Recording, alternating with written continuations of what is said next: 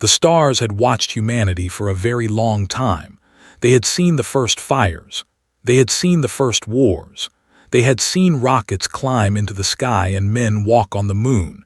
But the stars never told anyone what they saw. They kept their secrets well. The Galactic Council did not keep secrets as well as the stars. They had been watching Earth for nearly 100 years. Their scouts had taken pictures. Their scientists had studied human radio signals. Their leaders had laughed at what they found. A primitive species, Ambassador Vel had said many times. He was a tall creature with 4 eyes and blue skin. He led the diplomatic missions for the Nari Federation, one of the oldest civilizations in the galaxy. They fight among themselves. They poison their own air. They will destroy themselves before they ever reach the stars.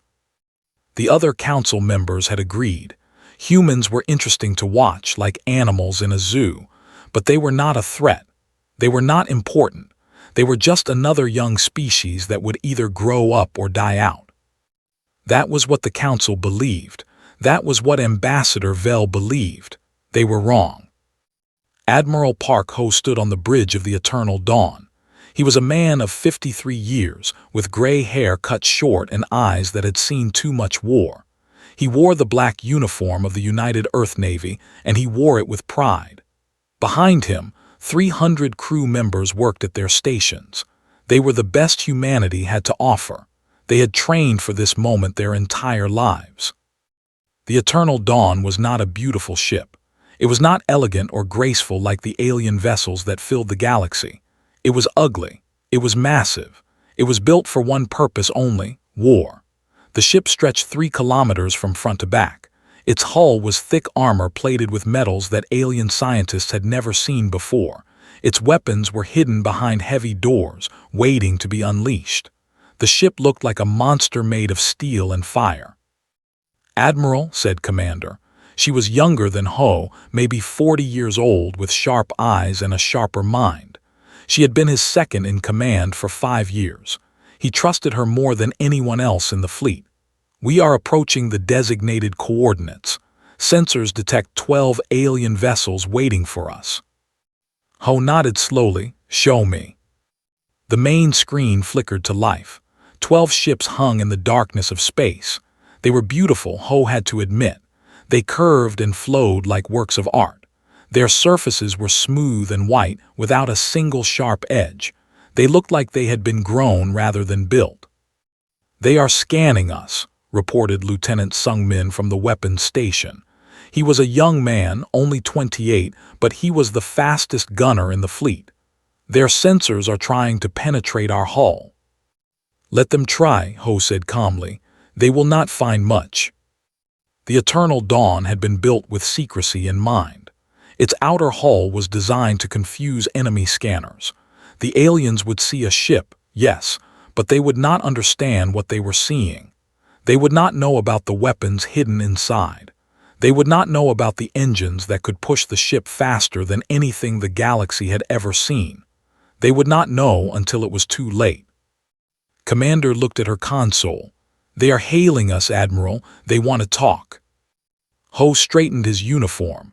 He had practiced this moment in his mind 1,000 times. First contact with alien life. The most important moment in human history. He had to get it right. "Open the channel," he ordered. The screen changed. Ambassador Vel appeared, his 4 eyes blinking in surprise. Behind him, Ho could see the interior of the alien ship. It was bright and clean, with soft colors and gentle lights. It looked like a hospital or a temple.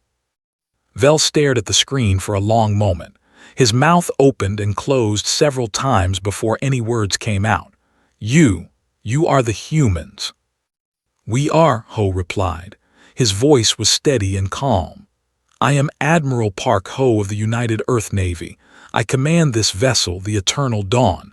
We come representing all of humanity." Vel's eyes moved across the screen, taking in the bridge of the human ship. Unlike his own vessel, the Eternal Dawn's bridge was dark and industrial. Pipes ran along the ceiling. Thick cables connected the stations. Everything was metal and hard edges. It looked like the inside of a war machine because that was exactly what it was. "Your ship," Vel said slowly. "It is very large." "It is," Ho agreed. "One of our smaller vessels, actually." This was a lie. The Eternal Dawn was the largest ship humanity had ever built, but Vel did not need to know that. Let him wonder. Let him worry. Fear was a useful tool. Vel swallowed hard. Ho could see the fear growing in his 4 eyes. Good. The alien had expected to meet primitive creatures in primitive ships. He had expected to look down on humanity like a teacher looks at a child. Instead, he had found something else entirely. "The Galactic Council welcomes humanity to the stars," Vel said, trying to recover his dignity. "We have watched your species for some time. We are pleased that you have achieved faster than light travel." "Thank you," Ho said. "We have worked hard for this moment." In the engine room, far below the bridge, Engineer 1 watched the conversation on a small screen. He was covered in grease and sweat, as he always was. The engines of the Eternal Dawn were his responsibility, and he took that responsibility very seriously. "Look at that alien's face," he whispered to the technician beside him.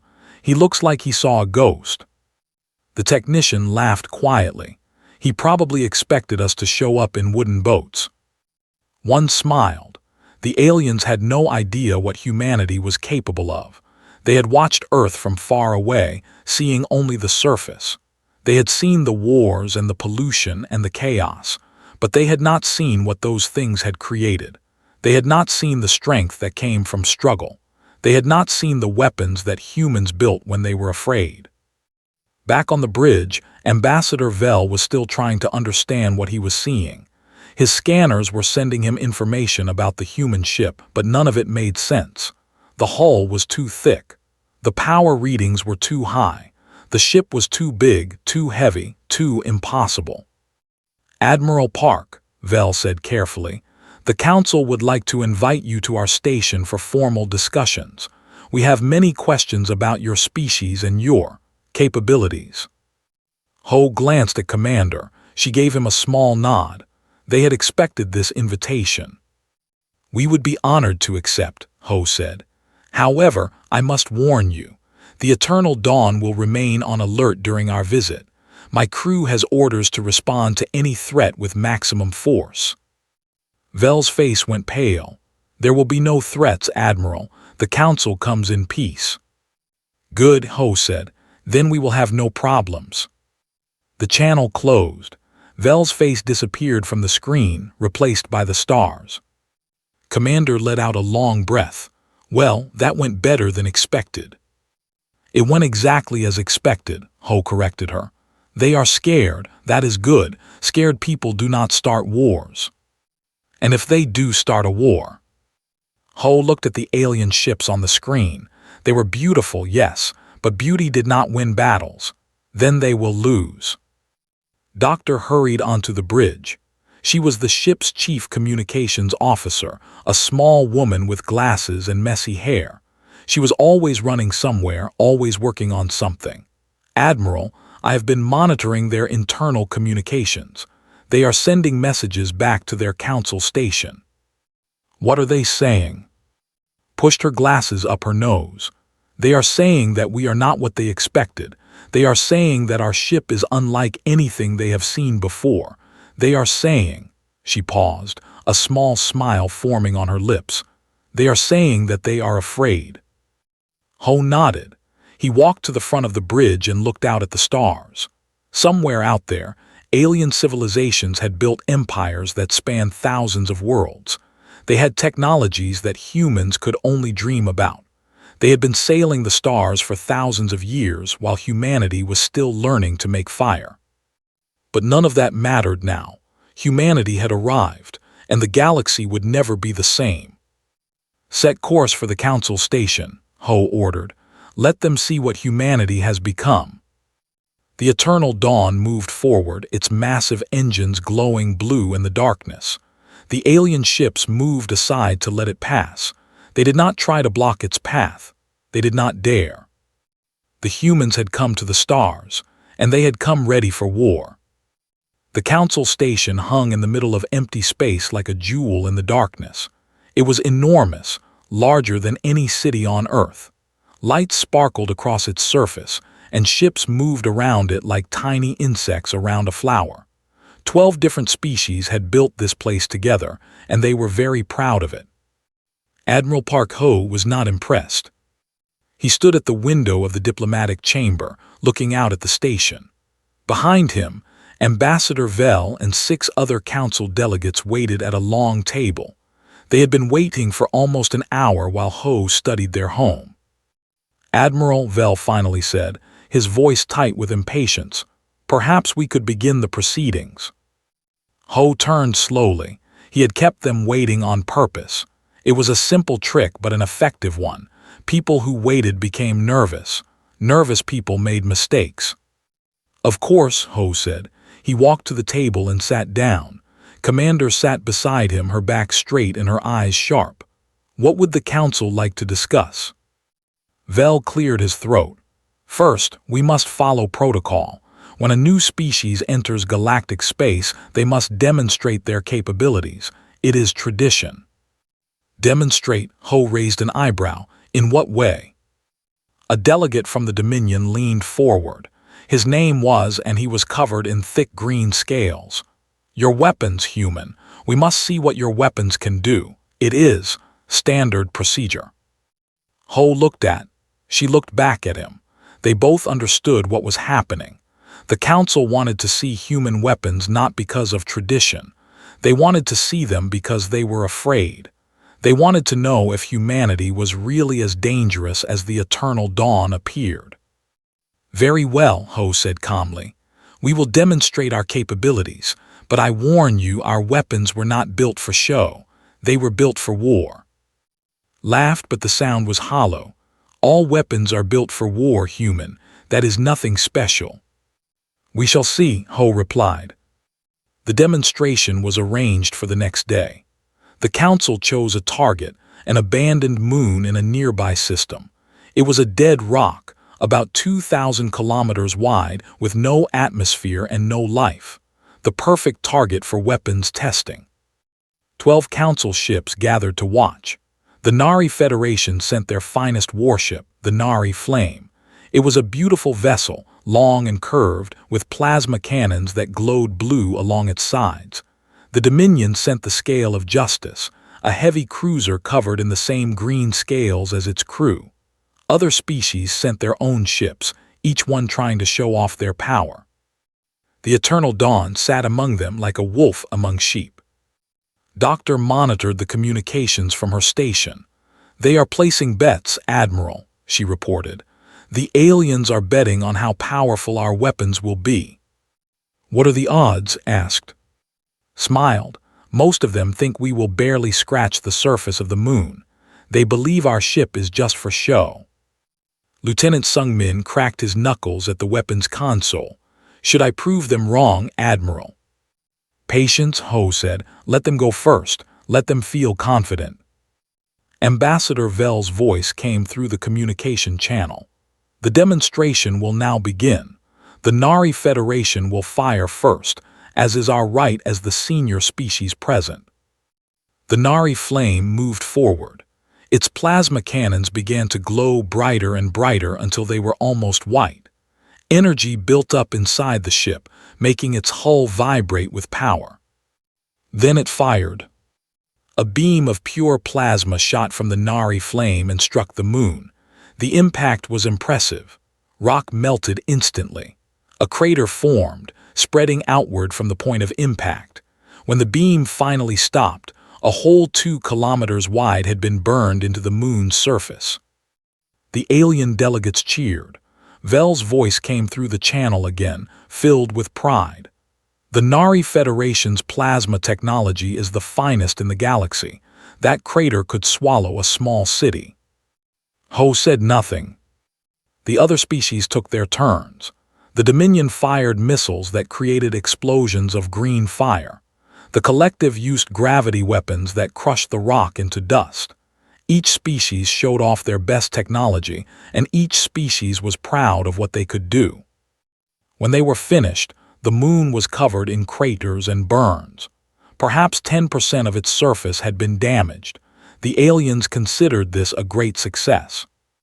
"Now," Vel said, "it is humanity's turn. Show us what your primitive weapons can do." Ho stood up from his chair. He walked to the front of the bridge and looked out at the damaged moon.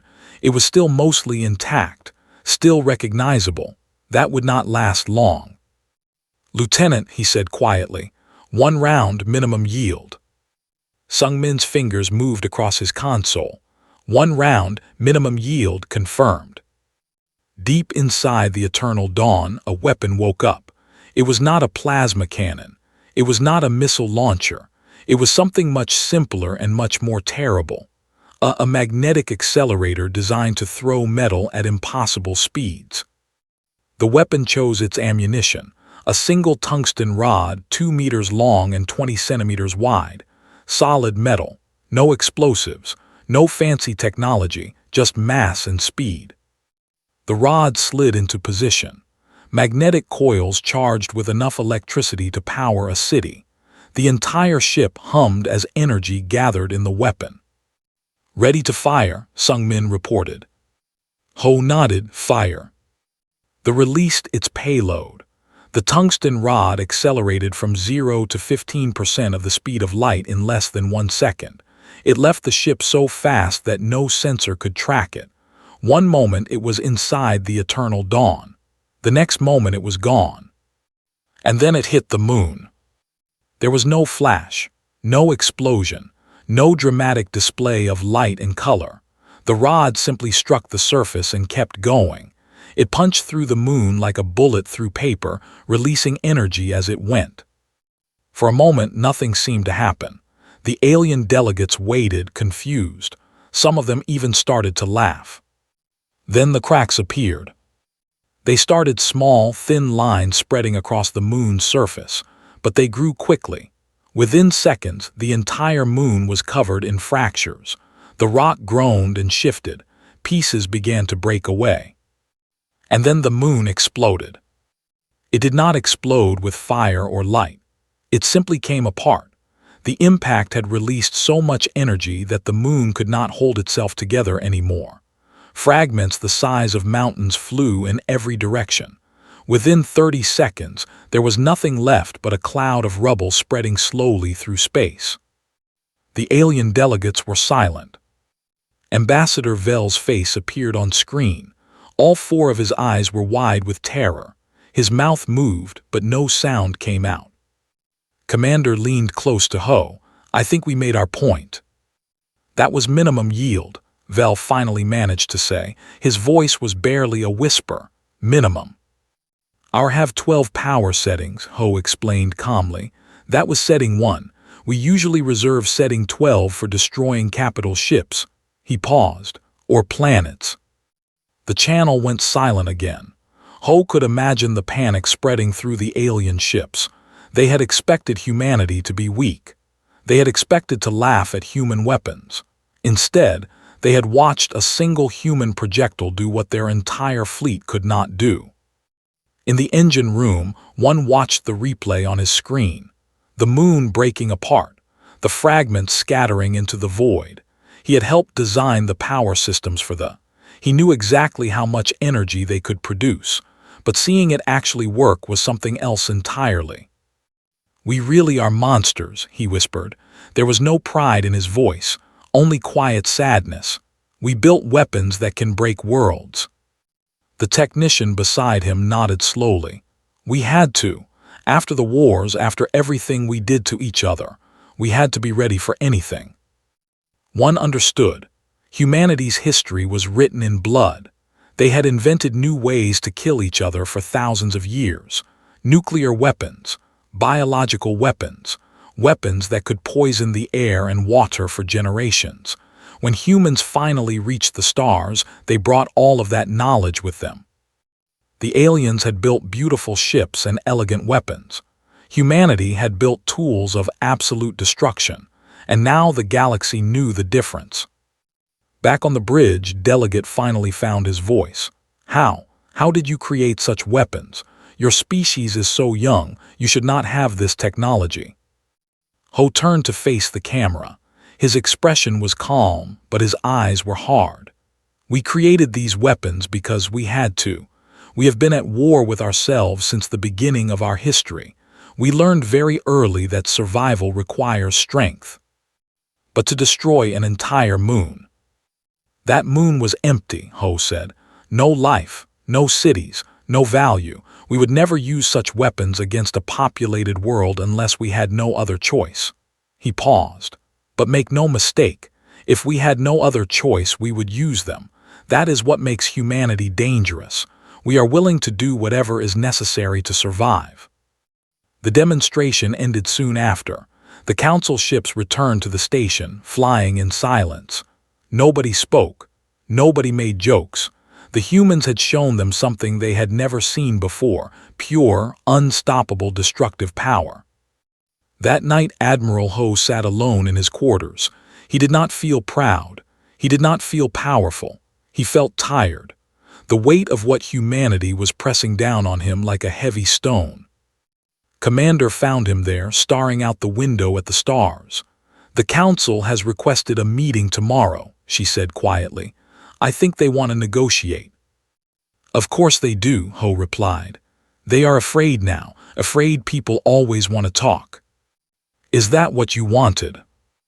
Ho was silent for a long moment. "I wanted them to respect us," he finally said. "I wanted them to understand that humanity is not to be dismissed, not to be laughed at, not to be conquered." He turned to look at her. "Fear and respect are not the same thing, but for now, fear will have to be enough." The stars watched them through the window, the same stars that had watched humanity since the beginning. They had seen everything humans had done, all the beauty and all the horror, and now they watched as humanity took its first steps into a galaxy that had never seen anything quite like them. The council would negotiate. They had no other choice. Humanity had arrived, and nothing would ever be the same. The message spread across the galaxy faster than light itself. Within hours, every major civilization knew what had happened. A young species called humanity had arrived in galactic space. They had brought a warship bigger than anything seen before, and they had destroyed a moon with a single shot. The High Council of 12 species gathered in emergency session. This had not happened in over 300 years. The last emergency session had been called when the Dominion threatened to leave the Council. That crisis had taken months to resolve. This crisis might take much longer. The council chamber was enormous. It sat at the heart of the station, a circular room with seats arranged in rings around a central platform. Representatives from each species sat in their designated areas. Screens showed the faces of leaders who could not attend in person. The room was filled with the sounds of a dozen languages being translated by machines. Elder called the session to order. He was the oldest being in the room, perhaps the oldest being in the known galaxy.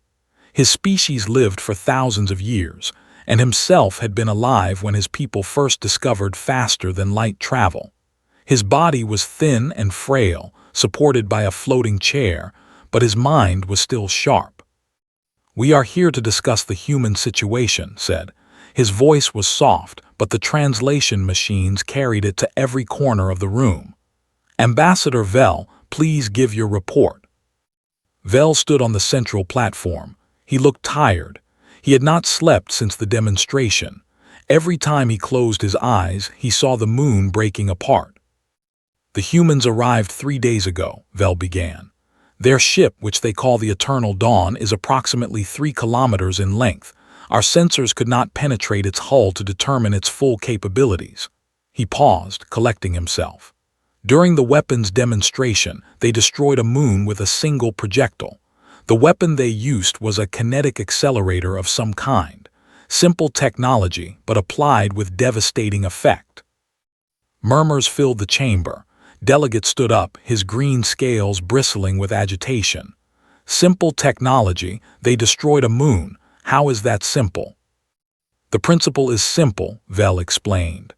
"They take a piece of metal and accelerate it to very high speed. The damage comes from kinetic energy alone, no explosives, no plasma, just mass and velocity. That is barbaric, said Delegate of the Union. His species was known for their advanced energy weapons. Why would anyone use such primitive methods? Elder raised a hand for silence.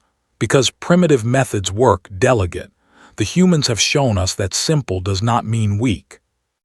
The chamber fell quiet, gestured for Vel to continue. I have studied the humans, Vel said. I have read their history, their literature, their scientific journals. What I found disturbed me. He took a deep breath.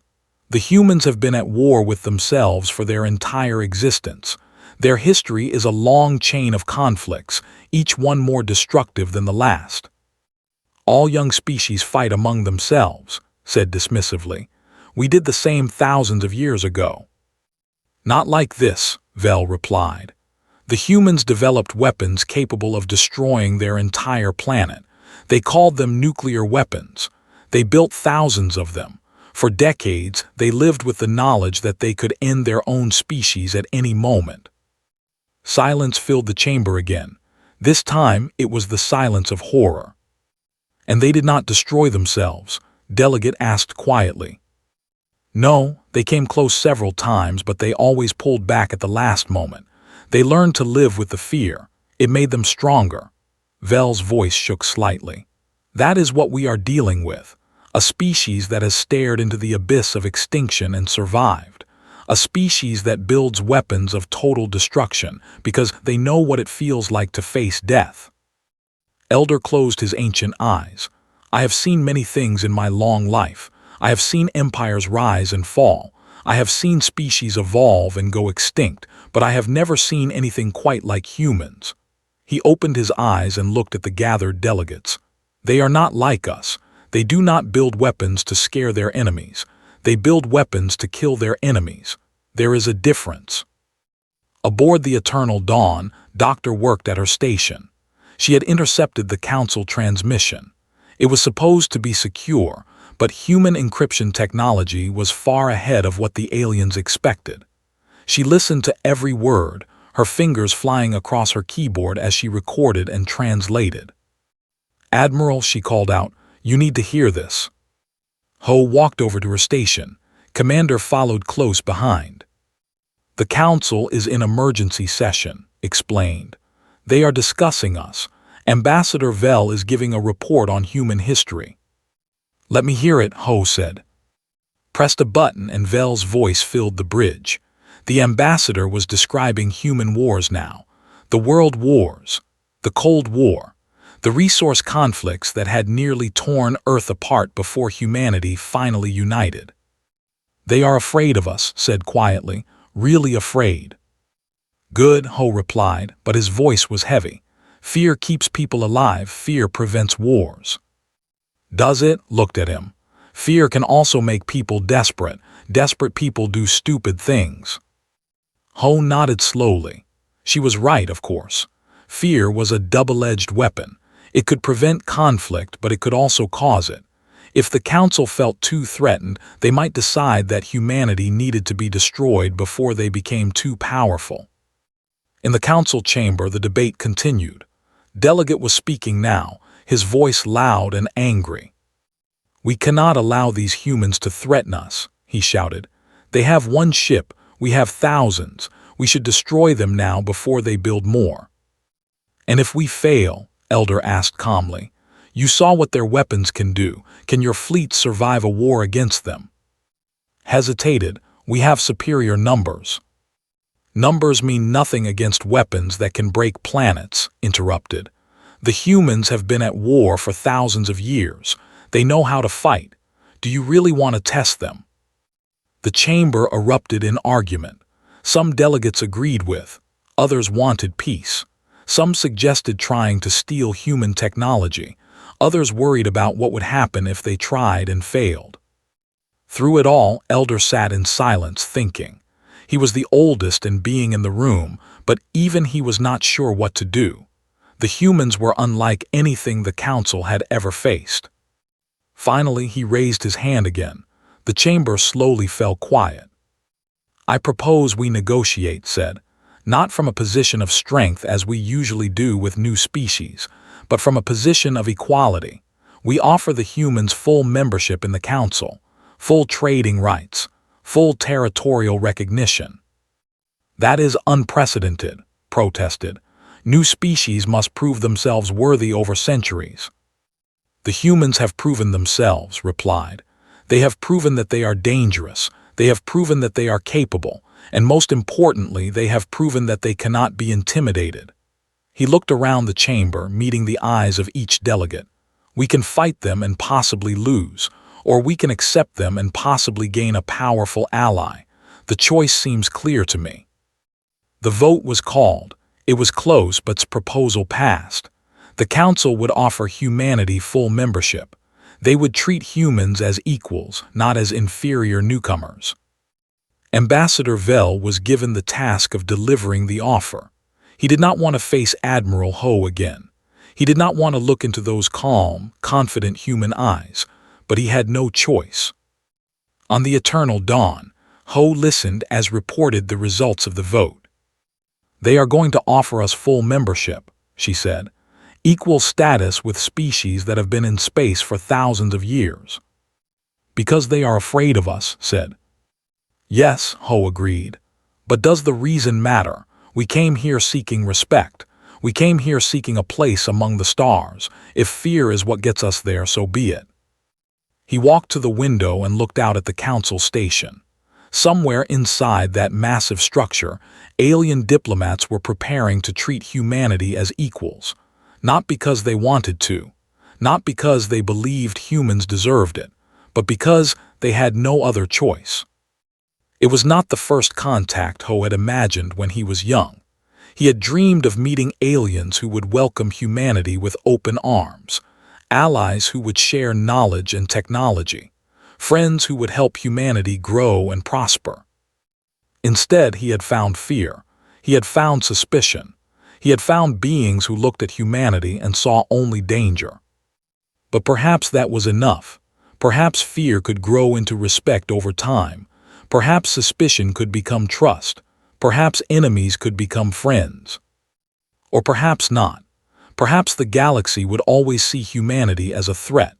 Perhaps they would always be watching, waiting, preparing for the day when humans finally showed their true nature. Either way, Ho knew one thing for certain: humanity would survive. They had survived ice ages and plagues. They had survived wars and famines. They had survived the darkest chapters of their own history. They would survive this too. The stars watched silently as the eternal dawn floated in the darkness. Somewhere inside, 300 humans prepared for the next chapter of their story. They did not know what the future held, but they were ready for whatever came. That was what made them human. That was what made them dangerous. And that was why the Council trembled before them. The negotiation room was smaller than Admiral Park Ho had expected. It was a circular chamber with soft lighting and comfortable chairs arranged around a central table. The walls were decorated with symbols from each of the 12 Council species. It was meant to feel welcoming and peaceful. Ho was not fooled. He sat on one side of the table with Commander and Doctor. On the other side sat Ambassador Vel, Elder and Delegate. The air was thick with tension. Nobody smiled. "We have discussed your arrival at length," Elder began. His voice was soft and ancient. "The Council has decided to make you an offer." Ho nodded but said nothing. He had learned long ago that silence was more powerful than words. Vel cleared his throat and slid a data tablet across the table. "We are prepared to offer humanity provisional membership in the Galactic Council. You will have observer status for the first 50 years. After that, if you have demonstrated peaceful intentions, you may apply for full membership." Picked up the tablet and read through the offer. Her expression did not change, but Ho knew her well enough to see the anger in her eyes. "Observer status," she said flatly. "No voting rights, no territorial claims, no trade agreements." "It is standard procedure for new species," Vel explained. "You must prove yourselves worthy of full membership." Ho leaned back in his chair. And how long did the Dominion wait for full membership? Bristled at the question. That is not relevant. I think it is very relevant, Ho replied calmly. The Dominion received full membership within 10 years of first contact. The Union received it within 5. Why should humanity wait 50? Silence fell over the room. Vel and exchanged nervous glances. They had not expected the human to know so much about Council history. Your situation is different, Vel said carefully. You represent a potential threat to galactic peace. The Council must ensure that you can be trusted. A threat? Ho raised an eyebrow. We came here in peace. We have attacked no one. We have threatened no one. We simply demonstrated our capabilities when asked. He paused. If anyone is being threatening, it is the Council. You gathered 12 warships to meet us. You demanded we prove ourselves. You are sitting here now trying to give us the worst deal possible because you are afraid of what we might do. Elder held up a hand before could respond angrily. You speak plainly, Admiral. I appreciate that. The ancient being leaned forward slightly. What would humanity consider a fair offer? Full membership, Ho said immediately. Equal status with all other Council species. Voting rights, trade agreements, territorial recognition for the systems we have already claimed. Impossible, shouted. You are newcomers. You have no right to demand equal standing. We have every right, said coldly. She stood up and activated a holographic display above the table.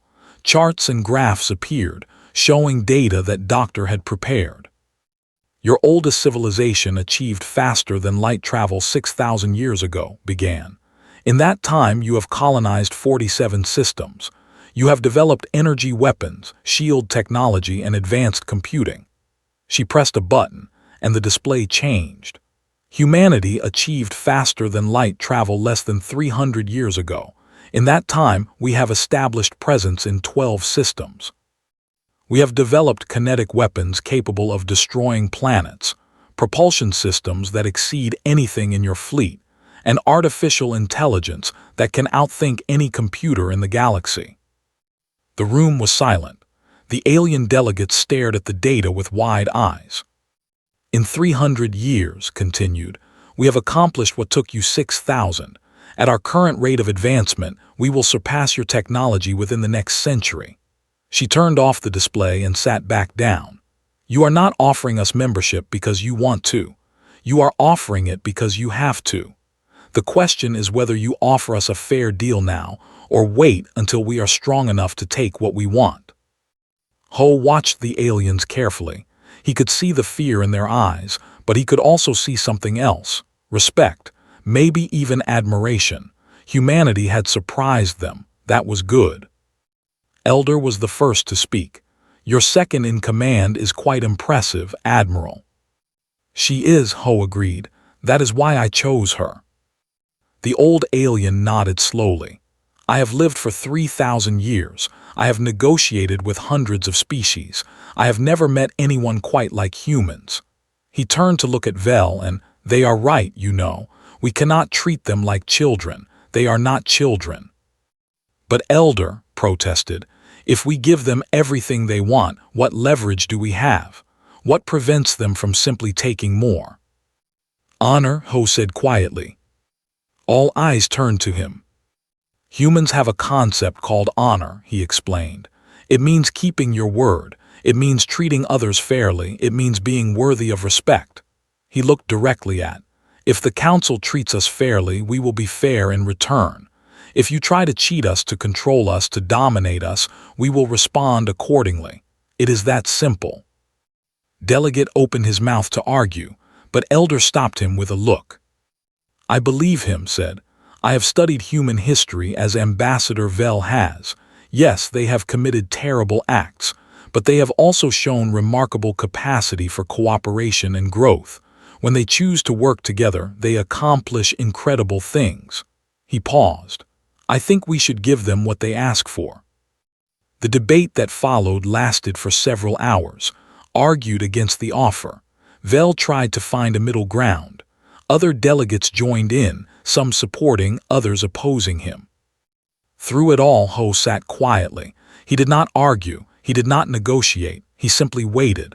He knew that the council would eventually agree. They had no other choice.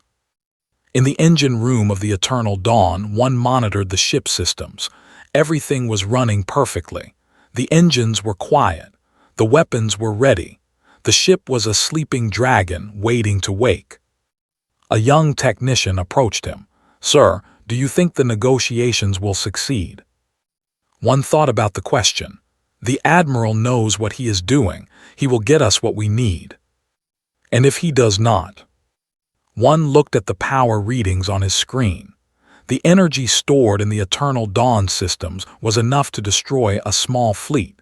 If the negotiations failed, that energy would be released. Then the galaxy will learn why Earth never lost a war, he said quietly. We do not fight to win, we fight to survive, and we will do whatever it takes to survive. Back in the negotiation room, Elder finally called for a vote. The proposal was simple: full membership for humanity, with all the rights and responsibilities that came with it. The vote was close. Several delegates abstained, voted against it, but in the end the proposal passed. Ambassador Vell looked tired as he pushed a new data tablet across the table. Full membership, voting rights, trade agreements, territorial recognition. It is all there. Ho picked up the tablet and read through it carefully. Doctor leaned over to check the technical details. After several minutes, Ho nodded. "This is acceptable," he said. "Humanity accepts." Elder smiled for the first time since the negotiations began. Then, "Welcome to the Galactic Council, Admiral. I hope this is the beginning of a long and peaceful relationship." Ho stood up and extended his hand. It was a human gesture, one that the aliens did not understand at first, but reached out and took it, his thin fingers wrapping around Ho's palm. "I hope so too," Ho said, "but hope is not enough. We must work for peace. We must build trust, and we must never forget that both sides have the power to destroy the other." Nodded slowly. "Wise words, Admiral. Perhaps humans are not as young as we thought." As Ho left the negotiation room, walked beside him. "That was well done," she said quietly. "You got everything we wanted." "We got what we needed," Ho corrected.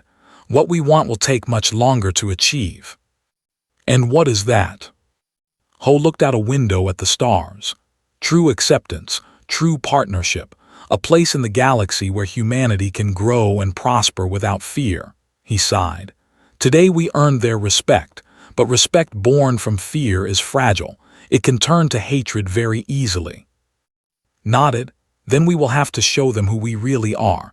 Not just warriors, not just destroyers, but builders, creators, friends." "Yes," Ho agreed. "That is the hard part. Anyone can win a war. Winning the peace is much more difficult." They walked in silence back to the shuttle that would take them to the Eternal Dawn. Behind them, the council delegates were already spreading the news. Humanity had full membership. Humanity was now part of the galactic community. Some species celebrated, others worried, but all of them understood that the galaxy had changed forever. The humans had arrived. They had demanded respect and received it. Now came the real challenge, proving that they deserved it. The treaty was signed in a ceremony that was broadcast across the entire galaxy. Trillions of beings watched as Admiral Park Ho pressed his hand against the holographic document, adding humanity's mark to the Galactic Council Charter. It was a small gesture, but it changed everything. On Earth, people gathered in city squares and living rooms to watch the broadcast. In Seoul, millions stood in silence as Ho's face appeared on giant screens. In New York, people cheered. In Mumbai, children waved flags. In London, old soldiers wiped tears from their eyes. Humanity had done what seemed impossible.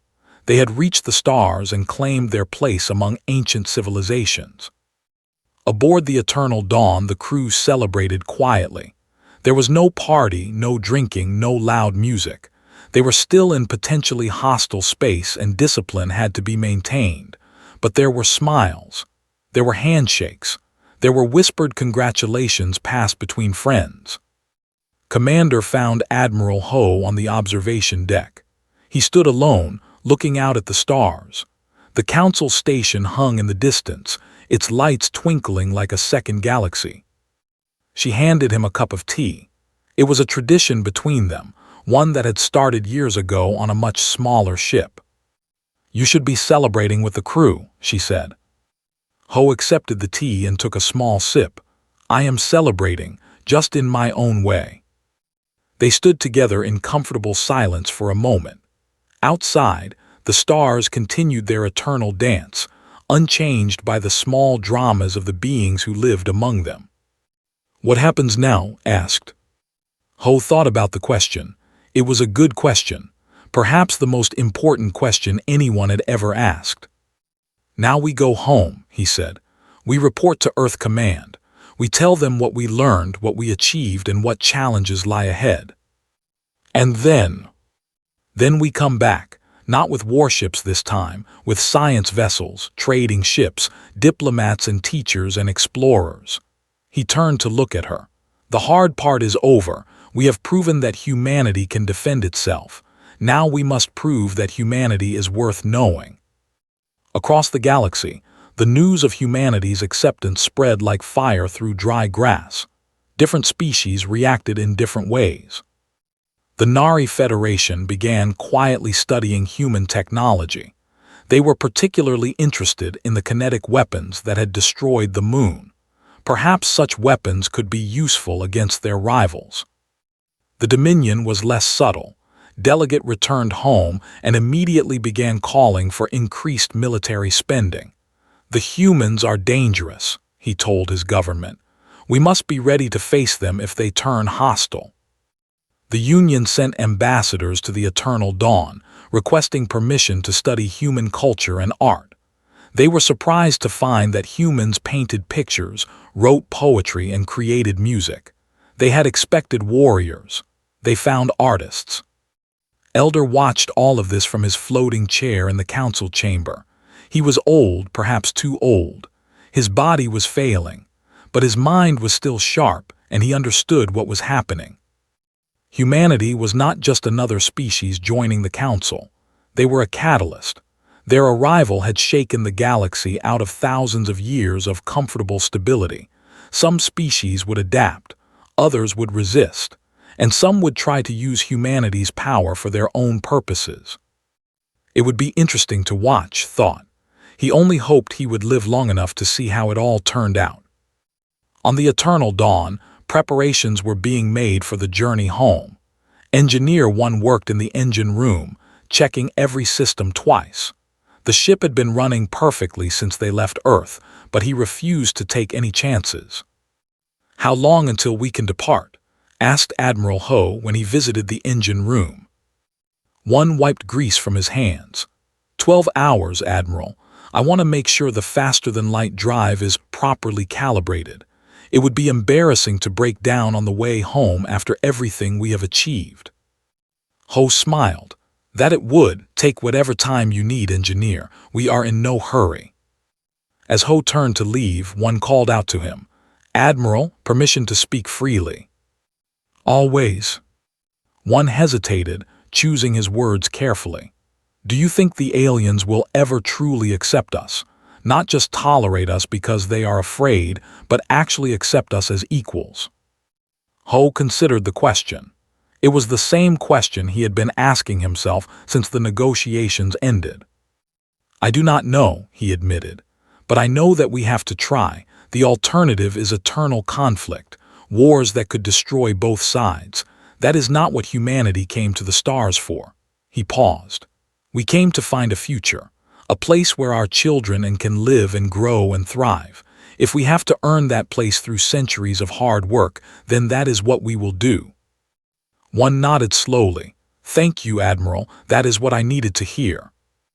The Eternal Dawn departed from Council space 12 hours later. The massive ship turned slowly, its engines glowing blue as it prepared for the journey. Around it, Alien vessels watched in silence. None of them moved to block its path. None of them fired a weapon. On the bridge, Ho gave the order, "Take us home." The stars stretched into lines as the ship accelerated. Space bent and twisted around them. And then, in an instant, they were gone. Back on the council station, Ambassador Vel watched the human ship disappear. He felt something strange in his chest. Relief, certainly. The humans were leaving, but also something else. Respect, admiration, he was not sure. "They really are remarkable," he said to no one in particular. Elder's voice came from behind him. "Yes, they are, and that is what makes them so dangerous." Vel turned to face the ancient being. "You think they will become a threat?" "All powerful species are potential threats," replied. "The question is whether they will use their power for good or for evil. The humans have the capacity for both." He paused, his old eyes gazing out at the stars. "But I have hope for them. They have suffered so much, learned so much, survived so much. Perhaps they have earned the wisdom to use their power responsibly. And if they have not," smiled sadly, "then the galaxy will burn, and we will have no one to blame but ourselves for not trying harder to make them our friends." The journey home took 3 weeks. 3 weeks of quiet travel through the empty spaces between stars. 3 weeks for the crew of the Eternal Dawn to think about what they had done and what lay ahead. Doctor spent most of the journey studying the data she had collected. Alien languages, alien cultures, alien histories. There was so much to learn, so much to understand. She felt like a child standing at the edge of an endless ocean.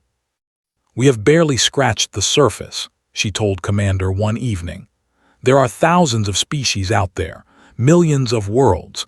We could spend 1,000 lifetimes exploring and still not see everything."